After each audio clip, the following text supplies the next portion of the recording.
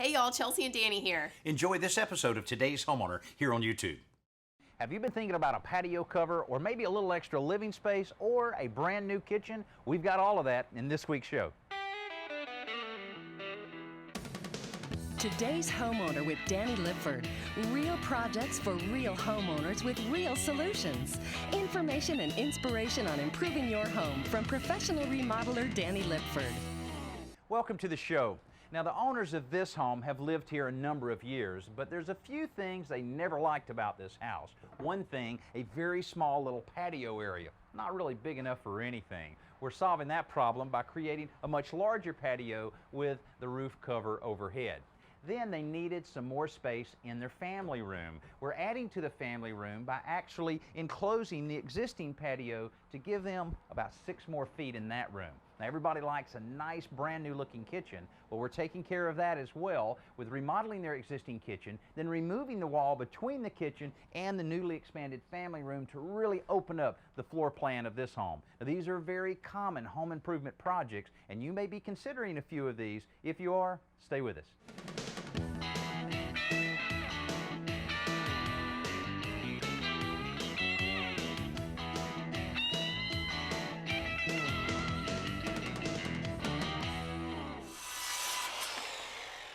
Everything is really working out well on this project. Our carpenters have been able to complete almost all of the work on the patio roof cover, so now the focus is on the inside. One of the things the homeowners realized early in the project is just how much room they'll really have in their renovated family room. Now, we only added about 6 feet where we enclosed an existing patio, but we started out by pouring a concrete slab to level it up with the existing floor. Then we moved the original wall out to the new location. And we were able to relocate this wall very easily because it was a non-load bearing wall, because our ceiling joists were running in this direction, so very easy to relocate it. Also, we reused a couple of the original windows, one here, one on the other side. Found a nice new window to go right in between. Once it's all painted, you'll never know what's old and what's new. Now, if you've ever gone through a kitchen renovation, especially one that's what we call a gut job, where you're completely removing all of the walls and ceiling, this probably looks a little familiar to you. Now, the original kitchen was fairly modest and kind of dull because it had white cabinets with smooth fronts as well as standard white laminate countertops. Of course, the new kitchen will be a lot nicer and certainly a lot more open to the original part of the house, which is really what the homeowners wanted to achieve. You can see where we also removed another wall here between what was the kitchen and what was the dining room. Now, this one was a little harder to remove and required quite a bit of beam work, and we used a laminated veneer lumber beam, or commonly called an Lvl beam. I actually put 3 of them together to carry the load of the second story up above us. Now, you see the gas lines and different electrical lines all around. We have to be very careful during this part of the job not to damage any of these. As the job progresses, plumber, electrician, air conditioning contractors will position these up into the joist so that it can be drywalled later. Now, the main objective here, as I mentioned, is to really open this kitchen up. We have this wall that's gone now, and this wall that originally was here is completely gone, and we had to use a couple more Lvl beams to support the load that we have here. But during this stage in many remodeling projects, we usually find a few surprises. Not that we want to, but a plumber from a previous project left us a little problem. In a bathroom renovation that took place several years ago, a plumber got a little too aggressive with his sawing and cut into 2 very important beams that were supporting a lot of the weight of the second story. In order to repair this problem, Dennis and his crew removed one 2x10 that was really just dead weight since it had been cut off on the other end. Next, we had our plumber out on the job to cut away all the fittings that had caused the problems in the first place. Now that all of those fittings are out of the way, we can really solve this problem. And the solution there is the installation of the new Lvl beam. The first beam was a very tight fit. It required a good bit of persuasion by sledgehammer, prying with wood, and temporary blocking with short pieces of 2x4. Then the nail gun was used to secure the new beam to the old. Then we had to do some hand nailing where the nail gun just wouldn't fit. Now, since we're supporting so much weight above the beam, we decided to add a second one. We first applied construction adhesive to help to really bond the two beams together. Next, the second beam is put in place and nailed to the first. You would think with that much wood in place for the beam that the homeowners would never have to worry about any sagging in this part of the house. Well, we're going to make sure by adding a little plywood sheathing to this solution. The 1/2-inch plywood is being nailed to the beams and over the outside studs of the second story. This acts as a gusset to hold everything together so the beam and the wall above it are one unit.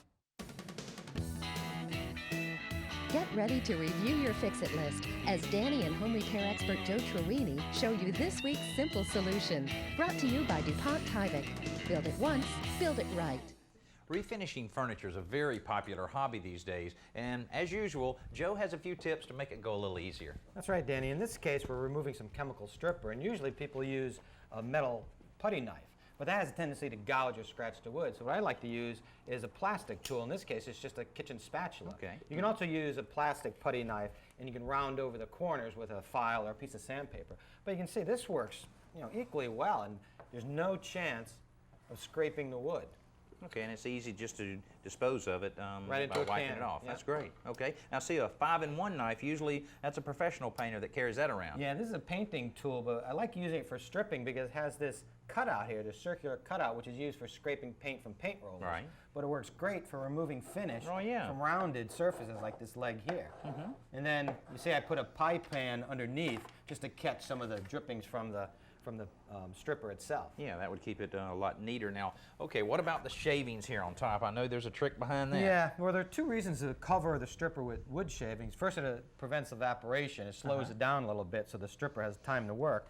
But also, it absorbs any of the excess stripper and liquid so that when you scrape it off, it's really just a nice dry mixture and you don't have hardly any of the wet sloppiness. Boy, that makes it a lot neater than it Look at that, yeah. spilling down on the side. Now remember, anytime you're working with chemical stripper, make sure you're using gloves as well as safety goggles.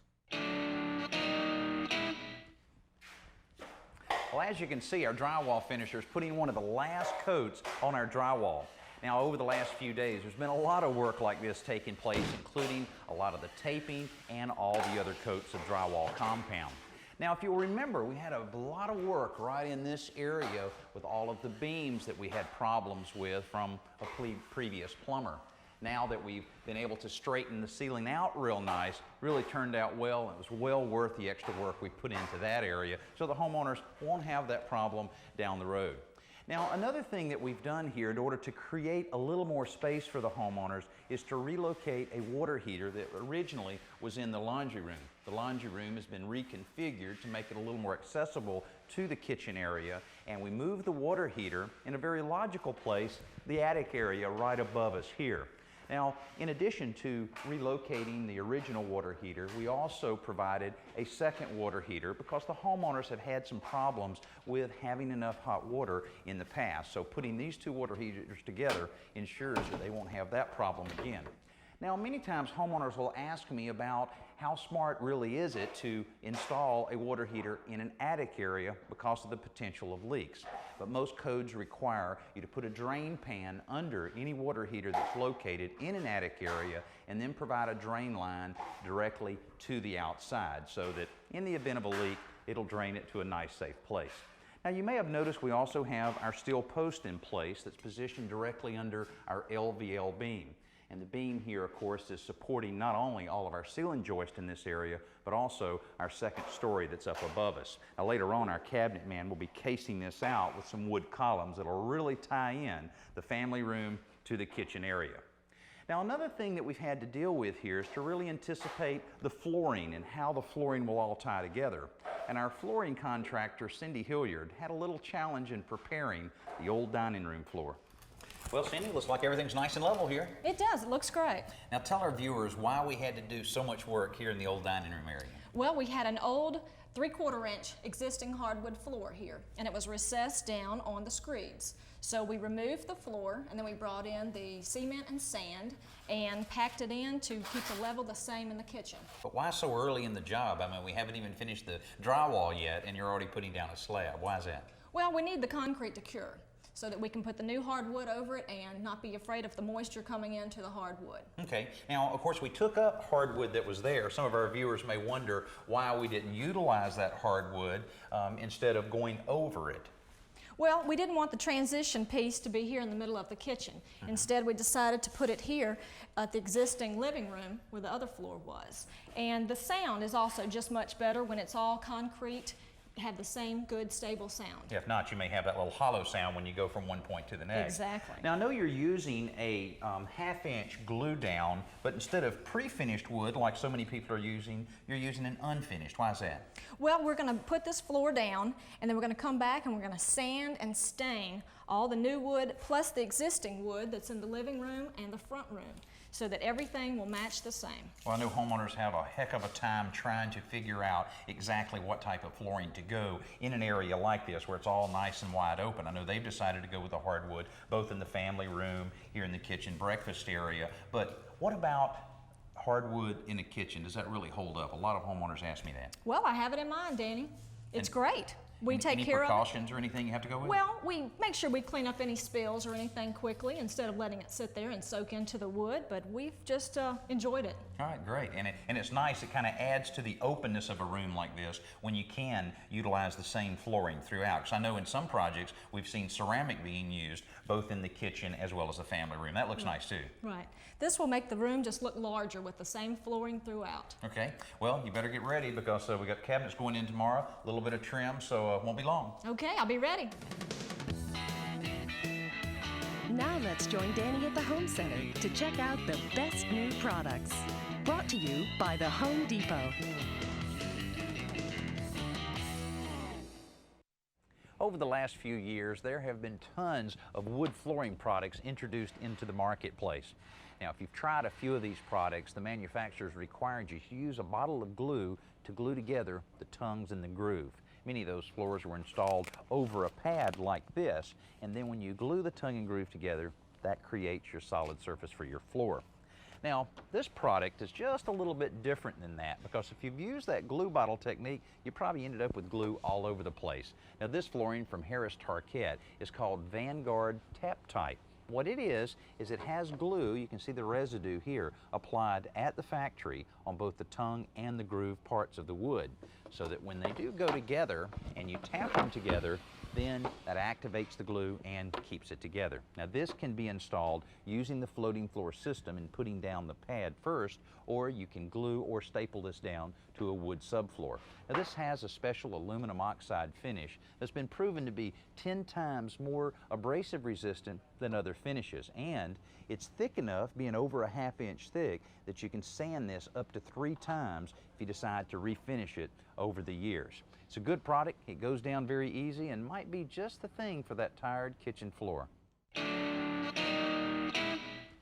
At this point in the job, no shoes are allowed inside on the new hardwood floor. That was installed about a week ago, and they installed each strip, one strip at a time, unfinished oak, gluing it down throughout the family room, kitchen, and breakfast area. Now, they applied 1 coat of stain and 1 coat of sealer. A little bit later, after a little bit of the traffic dies down, they'll be back for the last coat of sealer in order to really finish off the floor. Our cabinet man's been busy. You can see the nice entertainment center, which is always a focal point in any open floor plan like this, because once the TV's in place behind the pocket doors, it'll be visible not only in this room, but also in the kitchen. And that's one of the beauties of having a nice open floor plan like we have on this project.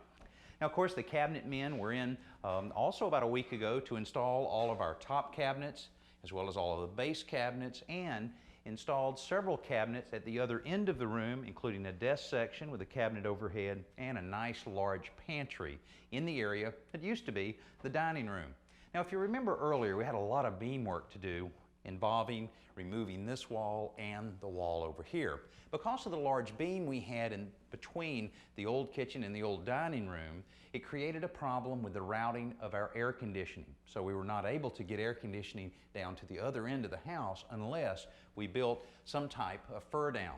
Now, we could have just built a kind of a boxy fur down, but we used it as an opportunity to really add a design element into this room with the different layers we have boxing around the columns itself, really gives a nice look to it, but allowed us enough room to route the ductwork here, down in the fur down, and furnish that into the room. So that worked out great. Also, our cabinet man did a great job in wrapping our columns that we looked at earlier. Actually, the steel posts are right in the center of these columns, and matching everything out with the nice raised panels. Now, you may have noticed by now that the large island cabinet has a little bit of a different finish on it than we have with the rest of the cabinets. Well, our interior designer has a vision for this cabinet. And that idea was to apply an antique glazing to the outside of the island cabinet. I mean, it really looks great, a lot of character in the kitchen, and really ties it in to our new granite countertops. Now, they were installed just a few days ago, including this large piece of granite that'll really serve as the focal point and the center point of the large open floor plan we've created here. Now, I can really see this working out well with a family serving meals as well as those times for entertainment. Now, with the installation of the countertops, our electrician and plumber were back out to install our trash compactor, dishwasher, sink. So basically, this kitchen's ready to move into, as well as the adjacent living room. Now, the homeowners liked the glazing process so much on the island cabinet, they decided to have the specialty painter do a similar process on the outside of the entertainment center. That really ties everything together. You know, it's great if you can have a situation like this where the painting and all the cleaning and the touch-ups are taken care of, and have a few days before the homeowners move into their area for everything to dry very thoroughly, because there's a lot of damage that can take place during the move-in process. Well, stay with us. We'll show you what everything looks like after they've moved in, and we'll show you where we started on this project. Now let's go outside for around the yard. Lawn and garden tips you can use, straight from the experts.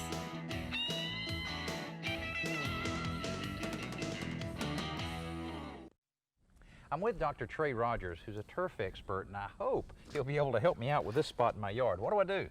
Well, first thing I ask you is keep timing in mind, okay? Timing is everything when we're establishing grasses. For cool season grasses, our best time is in the fall, second best time's in the spring, and stay away from the summer. With warm season grasses, what we're looking at now is late spring or early summer is our best time. Well, I've tried putting sod down here and putting seeds down, but just nothing really seems to work here. Yeah, and when you look at something like this, you may have the same problem at home if you're trying to start a new yard from a new home or something along those lines. A lot of times what you've got here is a subsoil. And in this subsoil, you don't have very good nutrients, and you're going to have to add a little bit. So get a soil test. Okay. Get that soil tested. A lot of other times you may be asked, if you're asking yourself, do I need to add something to the soil? Maybe some sort of amendment, organic matter or sand or something along those lines. Now here my advice is to go ahead and seek other counsel. Okay. You know, maybe ask that cooperative extension agent for some advice, because a little bit of sand can sometimes make a whole lot of concrete. And no grass will grow on that. Then we're in bad shape. What do you suggest, sodding an area like this, or going with a seed? Well, you can sod or you can seed. Of course, seeding's a little bit cheaper. If you go with seed, which you can go to the hardware store and buy this, look on the back of that bag and buy high quality seed first of all, and look back there, and if you see more than 0.1% of weed seed, stay away from that. Stay away from that bag of seed. Buy something else. You get what you pay for in this area.